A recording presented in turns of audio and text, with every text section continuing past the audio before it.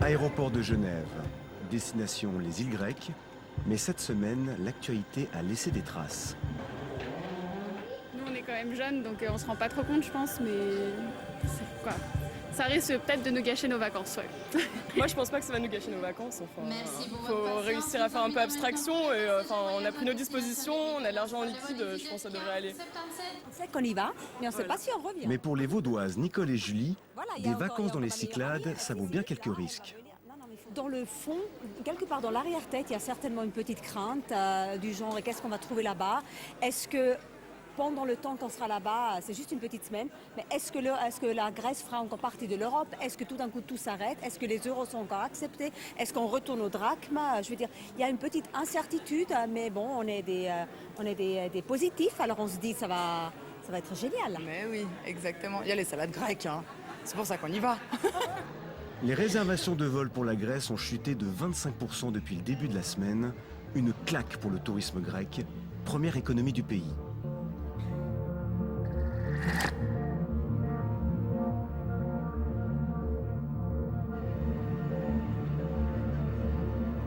À peine 3 heures de vol et on voit ça.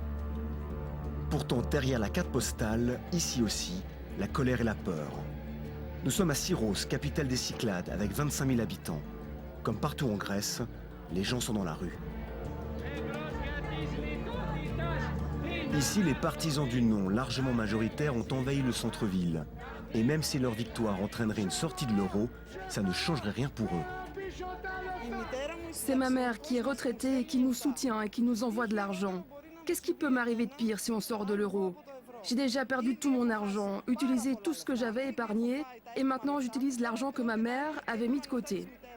L'euro qu'on a maintenant, c'est pour très peu de gens, en tout cas pas pour moi. Et les Cyclades, épargnées par la crise, aujourd'hui c'est fini. Le fait qu'on ait tout basé sur le tourisme, ça nous apporte pas une économie viable. Les retraités ne peuvent plus rien acheter, rien ne fonctionne. Les magasins sont fermés, on vit une véritable crise dans les Cyclades. Voici Vangelis. Lui ne travaille pas dans le tourisme, mais sur le chantier naval de Syros, le plus grand des Cyclades. Et comme tous ses collègues venus en masse manifester, cela fait des mois qu'il ne perçoit plus le moindre salaire. La cause, son employeur est criblé de dettes et ne peut plus les payer. Alors Vangelis n'a plus rien à perdre. C'est une lutte, c'est pour tous les Grecs, mais avant tout pour ma famille, et pour nous les ouvriers, et pour la Grèce. Ce soir-là en direct, ils sont solidaires des manifestants d'Athènes. C'est dans un quartier populaire de Syros que nous retrouvons Vangelis juste après la manifestation. Il habite chez ses parents, avec sa femme et son fils, et ils survivent avec 300 € par mois.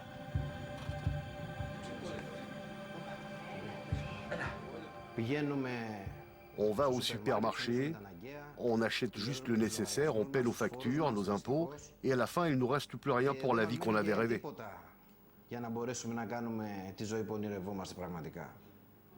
Et quand on lui parle de la restriction de 60 € par jour que les banques ont imposée, ça le fait sourire. Si tu calcules au mois, c'est 1800 €. Il n'y a pas une seule personne qui gagne 1800 € ici. Nos salaires sont très bas. 800 €, 700 €, au grand maximum 1000 €. Si l'on pouvait retirer tous les jours 60 €, vous comprenez qu'on serait financièrement indépendant. Mais malgré tout, le jeune couple a décidé d'avoir un enfant. Je crois que l'enfant nous a apporté de la joie et de l'optimisme, à nous les jeunes couples. Et c'est pas un poids. J'en aurais bien fait encore un, mais malheureusement à cause de la situation, on ne peut pas. Les choses sont telles qu'elles sont.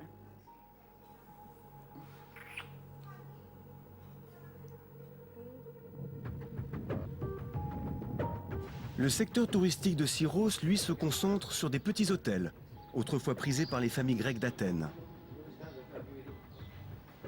Mais aujourd'hui, Yorgos cherche des nouveaux clients, grâce à Internet. C'est le seul moyen qu'il a trouvé pour occuper les 18 chambres de l'hôtel qu'il possède avec son frère.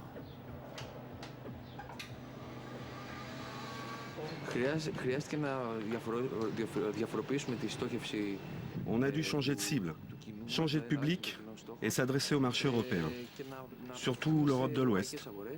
La France, l'Angleterre, les pays scandinaves, l'Allemagne et aussi la Suisse. C'était pas un truc facile à faire, mais pourtant on a dû le faire, étant donné que le pouvoir d'achat des Grecs a beaucoup diminué. Alors les choix se sont limités. Ça a été difficile à faire.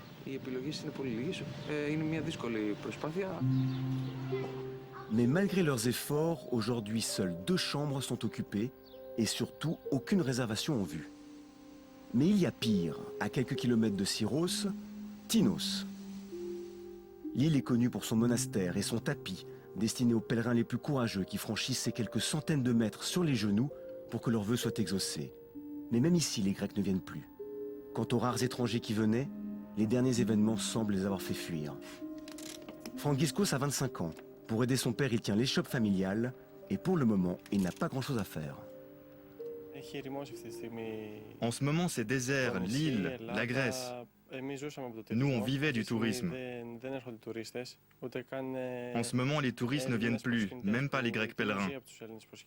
Et Tinos vit du pèlerinage. Ils ont arrêté le voyage, c'est très difficile en ce moment. La crise nous a touchés très fort. Olga tient le magasin des pèlerins. Ici, bougies, icônes, chapelets, tous les accessoires du bon croyant, avec son produit le plus vendu, la bouteille d'eau bénite.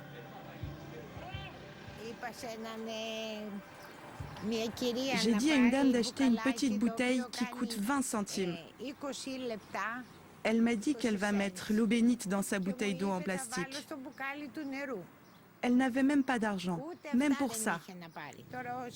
Mon mari est retraité. On dit qu'on va encore couper sa retraite. La TVA va monter encore, les prix des aliments aussi. Comment on va vivre? Les touristes vont surtout à Mykonos. Mykonos, en face de Tinos, à peine 15 minutes en bateau. C'est la locomotive touristique des Cyclades. Elle attire les touristes fortunés du monde entier avec comme promesse fête et luxe jour et nuit.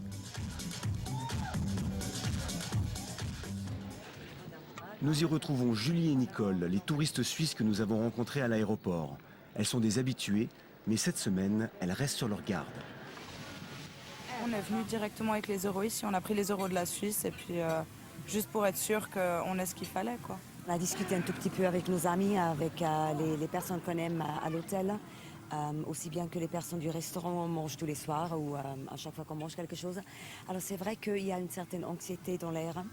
Ils essaient de camoufler parce qu'ils essaient de nous mettre en confiance. Ils essaient de nous donner la sensation que tout va bien. Mais on sent bien que ils attendent avec une certaine peur, je dirais, une certaine peur de l'inconnu, de la suite.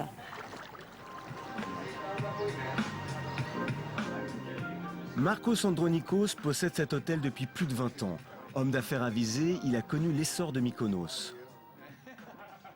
Mais derrière la bonne humeur, un vrai ras-le-bol.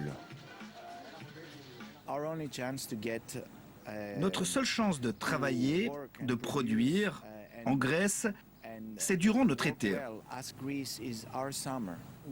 On est un pays de service et ce genre de crise arrive toujours au milieu de notre été. Et à la fin, j'espère pas, mais ça pourrait avoir de très lourdes conséquences sur notre business et sur la Grèce au final. Pour lui, comme pour la majorité des gens de l'île, sortir de l'euro, ça serait une catastrophe. Mykonos a tout intérêt à ce que la stabilité économique perdure, d'autant que pour l'instant, l'île affiche complète. Retour sur les docks de Syros. Nous retrouvons Vangelis et ses collègues devant le chantier naval qui ne les paye plus depuis des mois. Ils ont formé un syndicat et font grève.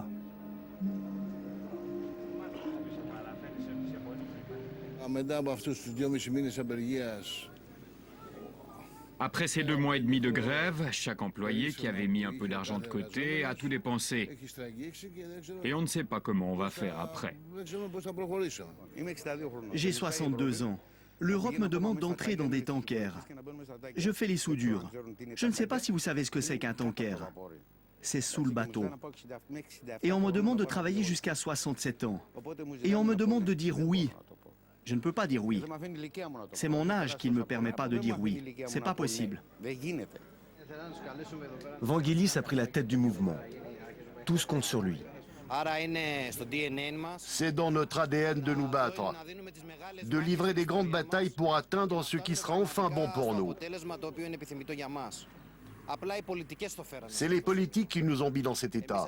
Alors nous les Grecs, on a compris qu'on doit combattre tous ensemble, unis, pour un jour changer les choses. Mais Vangelis sait, comme tous ses compatriotes aujourd'hui, que son avenir n'a jamais été aussi incertain.